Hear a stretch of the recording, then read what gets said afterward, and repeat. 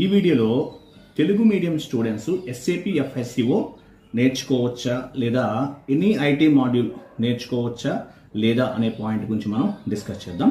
So ఒకటండి, so యాక్చువల్గా ఏంటంటే SAP అవ్వచ్చు లేదంటే ఎనీ అదర్ ఐటీ మాడ్యూల్ అవ్వచ్చండి. SAP కాదు, మీరు ఏ ఐటీ కోర్స్ వైపు వెళ్ళాలన్నా లేకపోతే మీరు ఏ ఐటీ జాబ్ చేయాలన్నా సరే మీరు చదివినటువంటి మీడియంకి అలాగే మీరు చేసే జాబ్కి ఏ విధమైన సంబంధం లేదండి.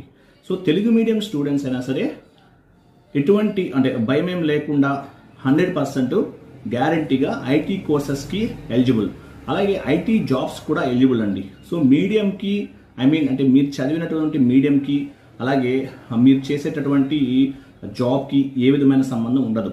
బట్ తెలుగు మీడియం వాళ్ళు ఎటువంటి డౌట్ లేకుండా ఎనీ ఐటీ కోర్స్ నేర్చుకోవచ్చు. డిపెండ్స్ ఆన్ వాళ్ళకున్నటువంటి క్వాలిఫికేషన్ బేస్గా చేసుకుని